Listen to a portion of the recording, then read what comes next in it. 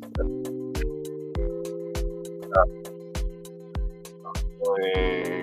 then we'll, Instagram's kicking off. So then we'll kick in. So, hey, Joe Moore here, CEO and co-founder of Psychedelics Today. Hope you're doing amazing. Today on the show, we'll talk about a few things. This is just a pop-up live stream that we're doing. And I'll do another live, a little less than an hour with really great person out of the LA area who's been doing a lot of harm reduction, Erica Siegel, also a social worker, and just fascinating person in the space overall. So just very excited to bring that one forward. So today I'm talking about a few things like education, safety, and the hope of psychedelics. And please, everybody, ask questions in the chats. I want to kind of make this one interactive because it's just me today. So, I've been seeing a lot of activity in some of these Signal groups, Facebook groups, that just is unsafe, right? Like people are asking for things and asking for favors and all sorts of things like that. And sometimes, thank you. Let me see if I can find it. Prized possession. Yeah. So people are just taking some crazy risks, and I don't love it because I've seen friends have to go to court. I've seen friends go to jail. I've met new friends after they've been out of jail. And people have been hospitalized, people have been killed like accidentally or on purpose around this, topic. And it's scary. It's a really scary situation that we're in because, we don't necessarily have a safe supply of substances. We don't have necessarily even the safety to talk to our physicians about what we're up to.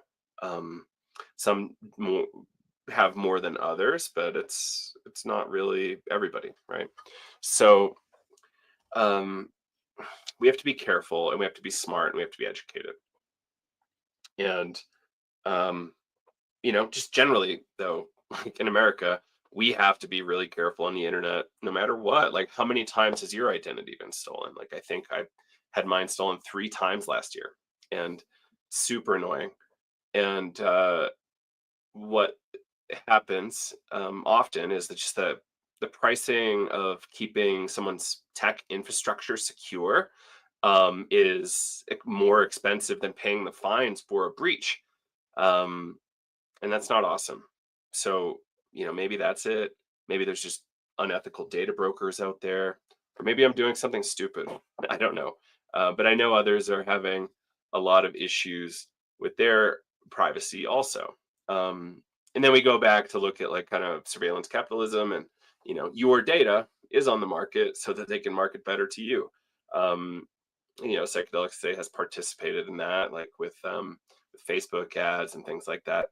And I am thankful in a sense for it, but also, there's a certain limit for when they have so much data on you that there's like a free will situation at stake. So anyway, we should be careful. We should try to be as private as we can on the internet for a lot of reasons, including maintaining some sort of autonomy, not being hyper targeted, all that kind of stuff.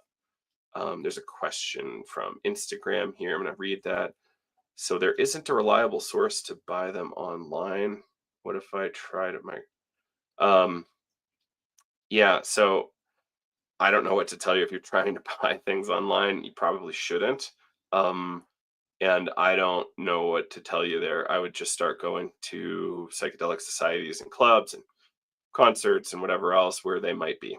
I don't have really good advice on sourcing for you. Or you come to Denver and you try out stuff here. It's quite legal in Colorado right now. But yeah, it's a hard scenario. Right. Somebody's saying, I'm not trusting in doctors. I trust the science behind it. I like doctors. I think doctors could come a long way in understanding this stuff in terms of like family docs and psychiatrists even. There's a lot of training left in it. and there's some psychiatrists that are really up to speed on this topic too, the psychedelic topic generally. So that's all great. Um, so sorry for engaging in a lot of comments, but if you do have comments or questions, I want to try to answer them if I can. So yeah, back to this internet safety thing. Like I was seeing some folks try to buy things on a signal group using their real name with a phone number and a photo of their face, and I think that's quite questionable in terms of safety. Um, Hamilton Morris, when he was on recently, talked about the DEA case trying to schedule DOI, and that the lawyers working for the DEA had binders and binders full of discussions on forums and social media groups, and likely also Signal and WhatsApp groups where people are discussing this stuff. Same with Telegram too. So, because it's, you can get into these groups and then hundreds of people can see who you are. So you want to be really careful with your identity, use pseudonyms skillfully and smartly. Um, and yeah, like, yeah, I just don't want to see people making dumb mistakes like that. My general rule of thumb is do not buy drugs on the internet. It's a really bad idea. But I'm not your mother. Um, and people are going to do what they're going to do. So in order to stay safe, understand what's going on, understanding who could be in the room listening, um, what are the ways in which people could find out about what you're doing. All those kinds of things are really tough. So what I've done to address this concern is I'm putting together a class that starts on January 29, and it covers digital security. You can find out all about it at Psychedelic Education Center. And I'm going to teach you about encryption, what apps you can use, what to do on a computer versus on a phone, how to use VPNs, things like that. And it's a multi-layered thing. So not only just keeping your information private, but your activities private. And I think that's important generally. Yeah. And somebody's out there saying, trying to keep it local. I like that. Relocalize. It's important. It's a really helpful tool is to stay local and be local. Yeah. So again, open for questions. So feel free to throw some stuff out there if you want to chat or have anything you want answered. And I'm watching on Facebook, Instagram, LinkedIn, YouTube, Twitch, and X. So if you're on any of those, like, let me know what you're thinking. Yeah, so I started to be a computer nerd kind of at like age 9 or 10, and I really liked it. And then the internet happened. I really liked poking around and hacking and, like, finding what I could find, and it was amazing. And then college comes around, and all of a sudden we have a gigantic network that's like more immediate than the whole internet for some reason, which is amazing.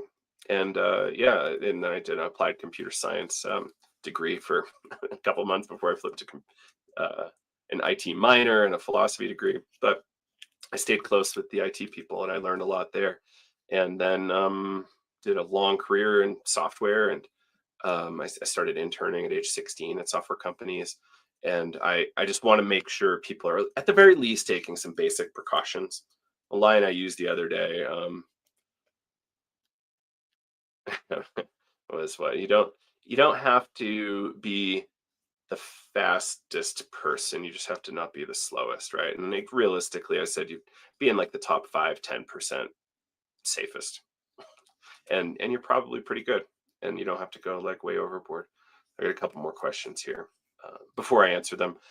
Remember, January 29, our course kicks off. It's going to be amazing. I'm going to run through all sorts of materials, kind of like foundations of digital security. You can find it at psychedeliceducationcenter.com, and it's $40. And we have 4 classes. Plus, we have a bunch of pre-recorded material and a curriculum with a lot of reading and some YouTube videos in there to get you spun up to speed. And then we're going to have some open Q&As as well. I think the next open Q&A is, I'm pulling up the date in real time right now for you. I think it's this week. And it is actually Wednesday at 4 p.m. Mountain Time, and that is 6 p.m. Eastern, 3 p.m. Pacific.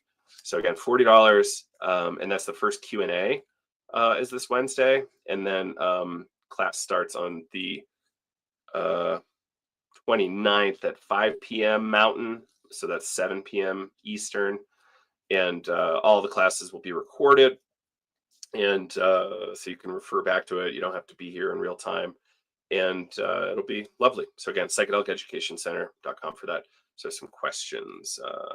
Somebody's asking about North Spore being a good source. I've heard great things about North Spore. I've never ordered from them. I think they're great. Generally, from what I've read and been exposed to, they've been around for a long time. So, any company that's been around for longer than 4 years probably doing something okay. But yeah, check it out. Like I think depending on where you live, they're a good place to start. Oh boy. So Calico is asking me a fun one. And I think you're next. Yeah. So can you speculate as to changes in federal psychedelic policy and law with the incoming administration? So um,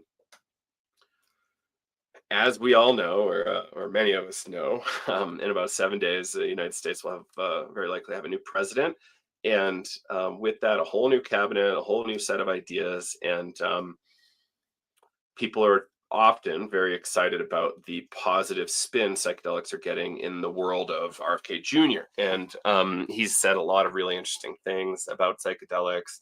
He's famously consumed even LSD. I don't think he had anything great to say about it. But if I get the opportunity to meet him, I'll ask. He had a number of drug abuse issues in his past, and I think psychedelics perhaps helped.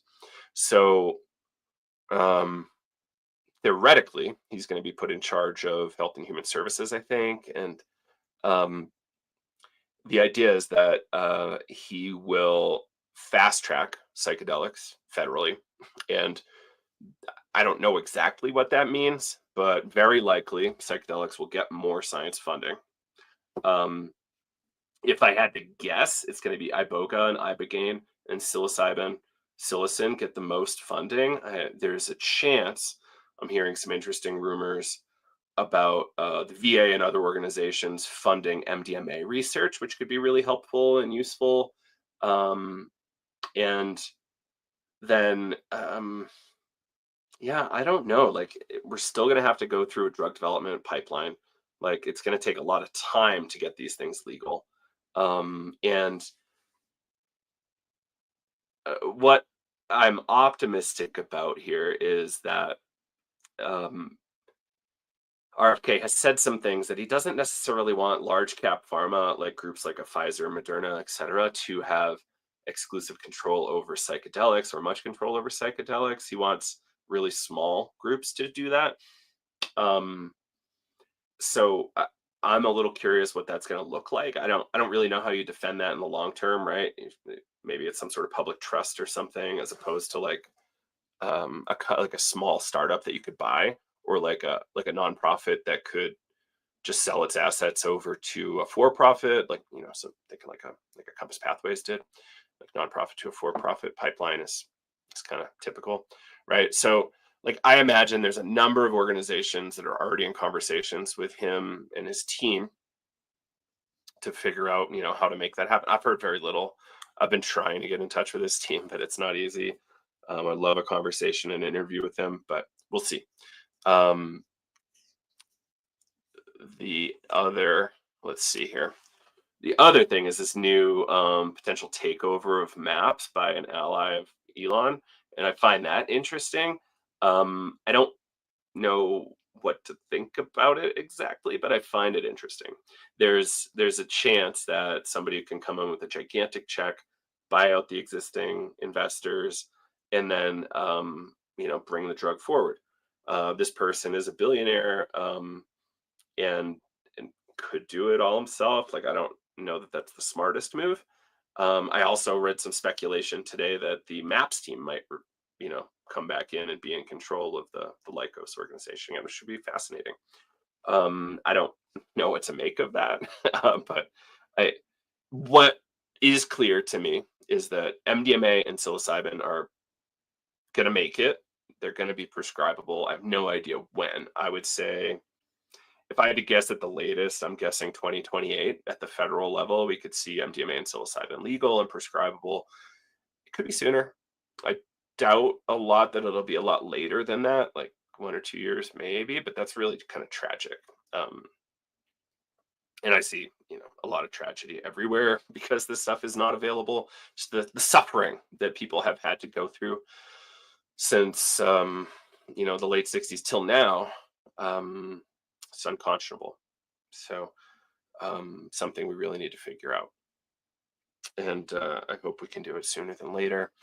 Um, I'm also still really excited about the project Bruce Damer's working on with Ford Smith and a number of others like Manesh Gurn, Mac Lesby, and a few other really bright folks called the Center for Minds, and they are doing some really cool stuff around how do we solve major creative and engineering problems, science problems with the support of psychedelics.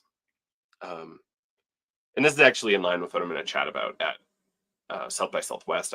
Thankfully I have a speaking spot at South by Southwest. I think that's going to be amazing, and we are going to talk about psychedelics and design. And for me, psychedelics and design really means what needs to be redesigned.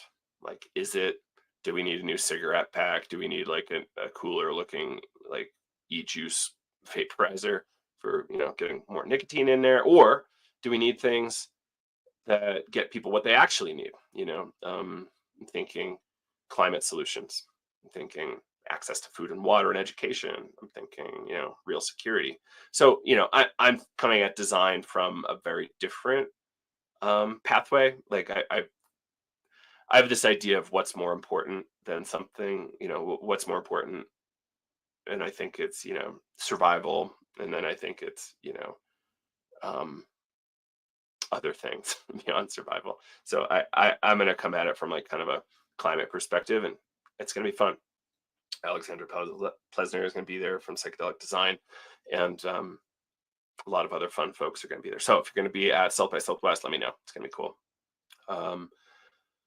And then what do we have here? Frontier Integrated Psychedelic Assisted Healing asks, "Hi, I'm a social worker, educator, researching psychedelics as a therapeutic intervention with indigenous considerations out of Oklahoma. I would love to connect. Yeah, send us an email, info@psychedelicstoday.com. We're very interested. Some of my favorite students were folks from indigenous communities in Oklahoma doing really wild stuff that I was very impressed by. So always love to learn more about Oklahoma. It's from Colorado here where I live. It's a short little drive over to Oklahoma. And I think, where did I go?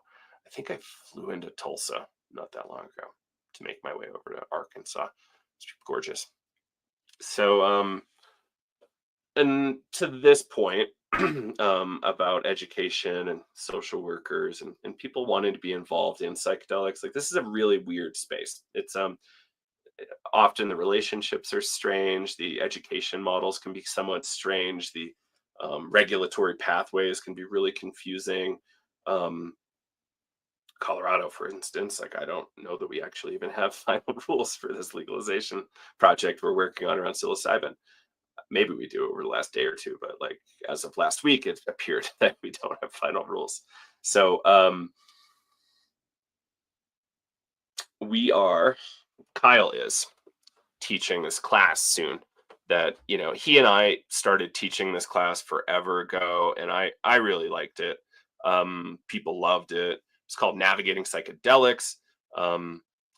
We had kind of like a non-clinical version that we started with just to keep college kids safe, because we wanted college kids to have an easier time, because a lot of folks can get a little lost out there. Psychedelics can be confusing. A quick pause. If you guys have any questions or comments, please keep throwing those in there. I would love to keep that rolling. So Navigating Psychedelics grew when a bunch of doctors and therapists started showing up, because we were one of the few organizations doing online psychedelic education back in like 2017, 2018. Not too many groups were doing that. We started doing CE credits, started making the best thing we could. And this is what Kyle's rebooting, Navigating Psychedelics. And you can find out more about that at Psychedelic Education Center, and psychedeliceducationcenter.com. And the class, like the full title of the class is Navigating Psychedelics, Essentials of Psychedelic Therapy and Integration. And it's a 9-week program. And it's like, think about a clinician of any kind that wants to get spun up on this topic of psychedelics. Like, where do you start? What do you want to check out first? Do you read Michael Pollan? What do you do? We we kind of have our own framework around this. Like, come take a class, dig in with our teachers. So it'll be largely Kyle teaching this one by himself. We used to co-teach these. It was amazing. We just can't figure out the timing on that these days. But it's such a good class. Gives you a really fundamental baseline understanding of psychedelics. And the class starts on February 18.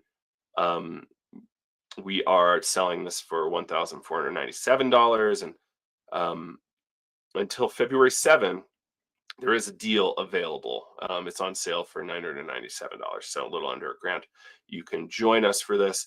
So the classes are an hour and a half long. There's regular Q&As with the instructor. Sometimes we do breakout groups, greater than 20 hours of on-demand content. And if you join us for this, even if you get this discounted price, you get $1,500 off our Vital program. And that's a pretty good deal. So I think this class is excellent prep for something like Vital. Give you a little bit of an orientation to psychedelics before you jump in the deep end. I know Vital's huge. It's kind of tough to say, yes, I'm ready for it. Cool. We got another question here from the same people. I'm excited about that. So Frontier Integrated Psychedelic Assisted Healing from Oklahoma asks, it's an interesting space. I presented a lot at the National Social Work Accreditation Program. Lots of interest from a micro to macro level. My university is sending me to MAPS to begin implementing curriculum into our graduate and nursing program. Congrats, that's really cool. I'm working closely with Healthy Minds at Washington University after we connected at the conference. Oh, that's amazing. So yeah, there was a conference last year, 2023. MAPS came out and did a gigantic conference in Denver. Some might say it was too big. I thought it was pretty awesome how many people were there and how much was going on. There's so much activity. It was crazy. And that's happening again this upcoming summer. So I'm excited. I will very likely be there unless I end up very ill. But I think I will be there for the whole week. And we're trying to come up with some fun activities. So stay tuned on that. And that's great. I'm glad you're able to use that conference to help develop all sorts of things. So folks, this is an open period. Like we're just chatting, talking about what's going on here at Psychedelics today. And I want to answer some questions from folks if you all have questions. I guess I can introduce myself.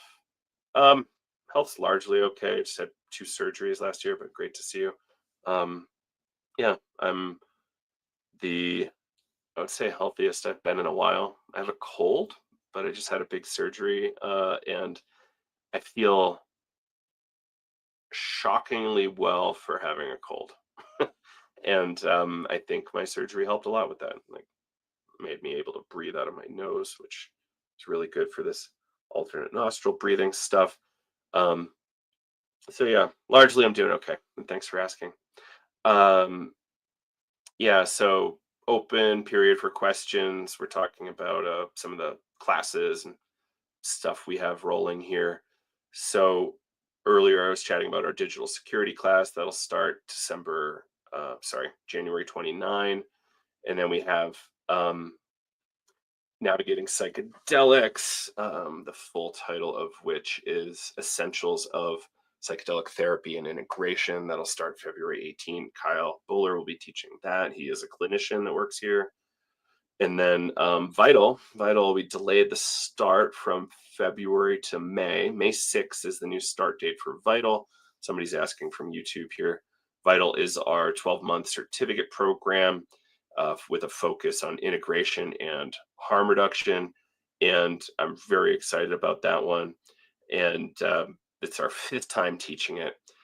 We have the world's, best researchers, psychologists, psychiatrists, therapists, and more who come and teach that with us. And I'm so proud to be kind of a co-creator of that, even though I've let Kyle and a lot of the rest of the team um, lead that. Oh, we're getting some fun questions about the books in my shelf. So let's see, what can I suggest from my shelf? I am gonna say, uh, I well, just because I'm such a fanboy, oh, something just jumped off my shelf. I really like this book by Stan Groff, LSD Psychotherapy. It's one of the first books I ever read on psychedelics and psychedelic psychiatry. Um, Such an amazing book, and it lays out his kind of like foundations for what he learned in psychedelic psychiatry, LSD psychiatry, and psychotherapy. And because he was a pioneer, he's done more LSD sessions with clients than anybody alive. He also had access to an inpatient hospital, which helped a lot. I don't really know um, if we're going to have that kind of scenario in the future. But I don't know that we should. Like, inpatient's really hectic and not really for everybody. So the other book, Stan calls it thanatology. It's kind of like the study of death, and the book is called The Ultimate Journey, and the subtitle is Consciousness and the Mystery of Death.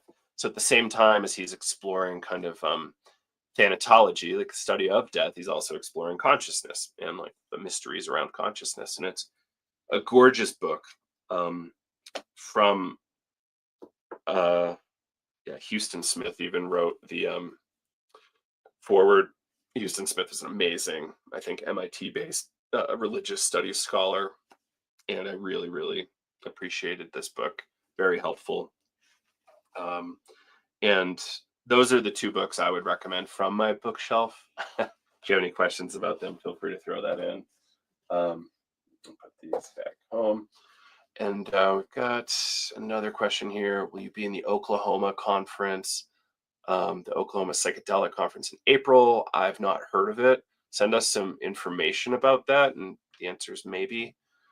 Um, And then there's a question here about Indigenous people as well. I need a little context on that one. Sorry, maybe there was context when I said it before. But if you want to re-ask the question, I'm happy to do that.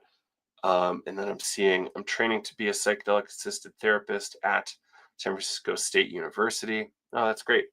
Glad to hear that. I did not know San Francisco State had a program. That's lovely. So yeah, years and years ago, my teacher told me to not get a transpersonal psychology master's degree because people would look sideways at it. Just get the most prestigious psychology masters you could, or clinical masters, and then bring in the psychedelics or the transpersonal. And I think San Francisco State's like pretty great. um, Oklahoma Fungi on Instagram. Yeah, just shoot us some DMs about that Oklahoma conference, and we'll kind of check that out. And yeah, everybody, I'm just answering questions mostly from the audience here. Oh man, that's cool. Introduction to psychedelics for undergrads. That's very San Francisco, and I love that. I love that for you, and I wish I could have had that class when I was an undergrad. I instead had to, at a very early age, start reading super intense clinical literature, which was quite the growth experience. And I see Michael Scott here saying the Vital program is so amazing. I had the opportunity last week, thanks for that, Michael, to hang out with a number of Vital grads at the Plant Magic Cafe in Denver. Kyle and I went down there to give a talk on spiritual emergence and integration. And it was awesome. And we got to meet a bunch of the community. I think about 47 people came out. to link up with us in Denver, and I love that. Love the opportunity to connect with not only the broader audience, but Vital students and graduates, which was super fun. And yeah, the feedback on the program is always just so amazing. So thank you, Michael, for the kind words from YouTube. I've got a question here. I have taken part in a few group New Age experiences, which I found problematic. Yeah, totally. That'll happen. Even in psychedelics, that'll happen. Can you guide me to where I might go for a clinical approach? I'm based in Ireland. Um, hmm. So I don't have too much in the UK or Ireland to suggest. I I'm friendly with the folks at this retreat center in the Netherlands where it's legal called Kiyumi, Kiyumi, and I generally like their approach. A number of our team has gone out there to see how they work. I'm sorry you had a bad experience in session. I think that's what you're talking about. Um, you might also there is a robust holotropic breathwork scene in Ireland, from what I understand. So you might try to find some folks in that world. So holotropic breathwork Ireland, maybe try to get some consults or pay them for a little bit of advice because they know your region better than I will. Um, or try to go to a place that has a really great reputation. Um, Not every place that advertises will have a great reputation, so you got to be careful there. And then maybe there's some folks who are, non-dual therapists, transpersonal oriented therapists, people with psychedelic training who are therapists. Maybe those are the kinds of people you'd want to go to. So check that out. Yeah. Um, so any other questions? If not, I'm gonna keep talking about Vital. So the Vital website is vitalpsychedelictraining.com. You can find it from Psychedelics Today. We've been offering um, uh, we've been offering this for 4 rounds so far. We're in the middle of our 4th round teaching that. Yesterday we had our graduation ceremony for our 3rd round, which was really great. I think Zach Leary came and gave a closing talk recently about that, which was lovely. And then that'll start again on May 6th, and it's going to be awesome. It's a very transformational program. I like to say a lot of programs out there are just kind of like teaching you very specific techniques and methods. And our program is more around like how do we get people prepared and ready? How do we help them afterwards? How do we understand the different approaches? We're very substance agnostic. A lot of programs will be like, only ketamine, only MDMA. Um, and we like to be very drug agnostic because a lot of people have different preferences or needs or health concerns. So we want you to be really skilled. Um, yeah, so I'm going to come back to his question here. I'd like to know more, um, Siavash. You're saying holotropic breath workers are adamant against psychedelics. This is true for some of them. It's not true for all of them.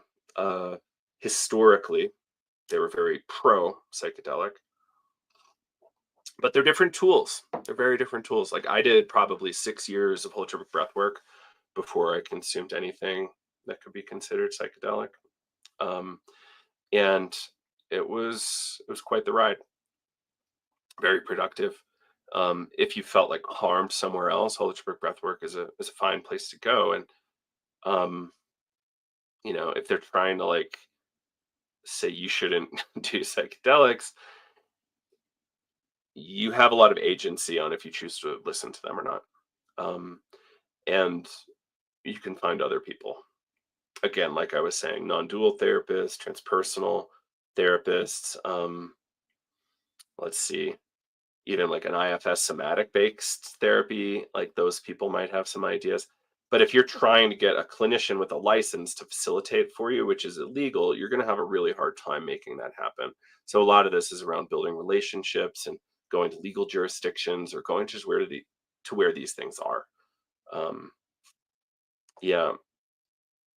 So I would start going to psychedelic society events.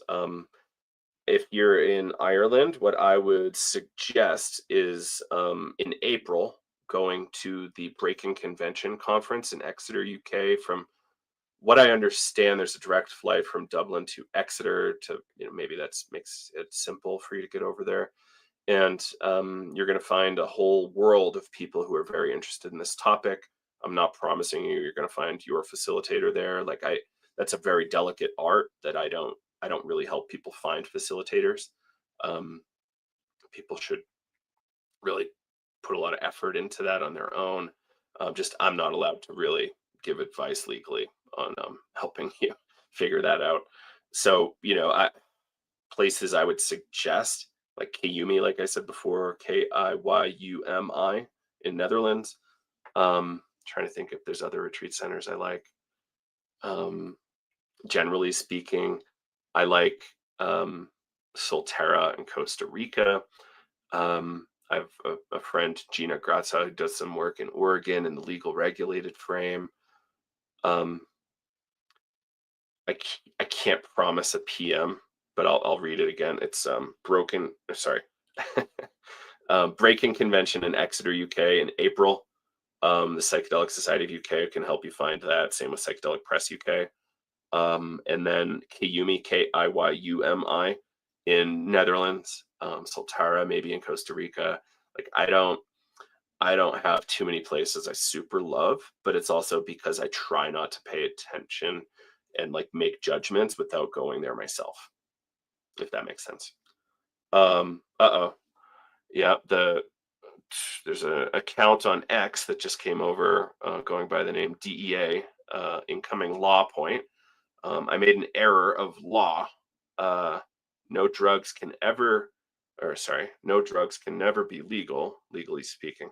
I don't totally follow, but I think the argument is such that possession of certain substances can result in penalty. The drug itself isn't necessarily illegal. I don't like there's a little bit of nuance there, but I'm not sure if that matters to most people. Like if you have it, like you can get in trouble a lot of the time. So that's different from the drug itself, like, sitting on the sidewalk, like the drug's not going to get a criminal penalty. I think maybe that's the point. Please, feel free, DEA, if you want to clarify that point. Guerrilla Mycology on Instagram says Breaking Convention is highly recommended. I thoroughly enjoyed the 2019 conference. Yeah, I really want to go. I don't know that I'm going to be able to pull it off this year. If anybody wants to bring me, let me know. Happy to join. I don't think I'm going to be able to make it though, on my own. But yeah, I have a number of friends that'll be there, and I think there's going to be some holistic breathwork opportunities with the people I trained with. So that's going to be awesome. And to be clear, legally, I did not train with the Groff Transpersonal Breathwork, or what is it, GTT, Groff Transpersonal Training Organization. I trained with some people in Dream Shadow in Vermont, and the method is called something different, and it's slightly different. Dream Shadow Transpersonal Breathwork is what I did. I did one training retreat with the GTT organization called Insight and Opening, and that was with Jack Cornfield and Stan Groff. And so it was kind of like a balance between Vipassana meditation for a week and a lot of Holistic breathwork. So it was amazing. And really loved it. I think I was walking on sunshine for a couple months after that one, all without drugs. So it was amazing. So again, I'm gonna wrap here in a couple minutes, but yeah, January 29, we are going to kick off our digital security course. So come check that out at psychedeliceducationcenter.com. Kyle on February 18 is going to kick off Navigating Psychedelics, Essentials of Psychedelic Therapy and Integration, covering kind of psychedelic informed practice for clinicians and wellness practitioners. That's going to be really great. Again, February 18th there. And if you sign up for that, you can save $1,500 off of our Vital program. Vital starts on May 6th.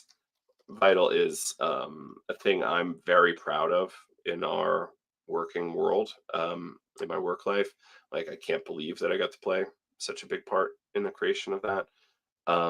And it's a comprehensive ed course, ideal for individuals seeking community. A lot of people have a lot of community after Vital, and you plug right into our whole alumni network. So if you're trying to figure out psychedelics on your own, that can be really hard. But if you have a community and have support from a lot of trained people, people doing the same training as you, that can help a ton. And we structure a journey through the course of people going through Vital to help you understand how best to integrate that psychedelic knowledge into your both your work life and your personal life. And there's no license requirements or really prereqs, but we do appreciate it if you have some background in psychedelics, some in psychology, or some in non-ordinary states like yoga nidra, things like that, or pranayama. And that's a 2-hour webinar weekly, taught by a special guest and followed by a Q&A. There's study groups, like 90-minute sessions for small group study groups. We have a pretty robust set of experiential electives, and we have a lot of recorded course content. So you can go back, like say you missed something or you really wanted to review a lecture by XYZ person, you can go do that in our archives. And we have an online platform where students can interact and support each other, and the team also supports you there. And then we have readings and videos and podcasts to help supplement your journey. Here's a couple testimonials. Vital has gone above and beyond my expectations. Each week had a live lecture by a leading psychedelic expert.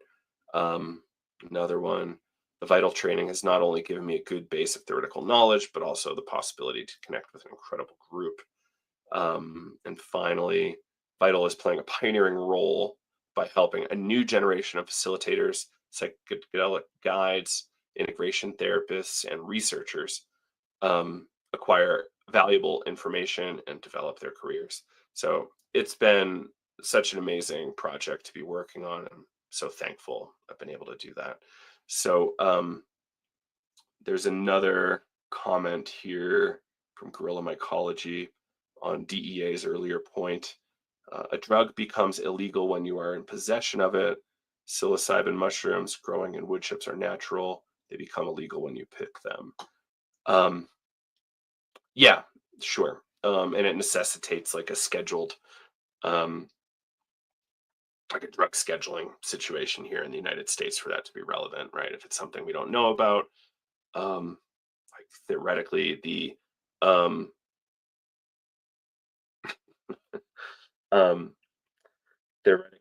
sorry. Uh,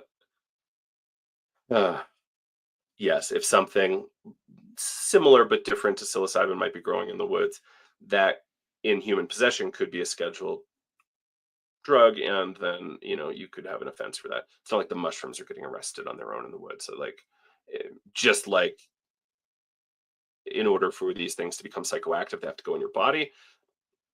It requires a legal system, getting caught, and whatever else, for there to be legal consequences for possession of these things. The DEA finally saying these projects should not be described as legalization. Like, okay, like I think we're developing regulated access models in Colorado, which are effectively some sort of legalization project, but it's like legalization of human use.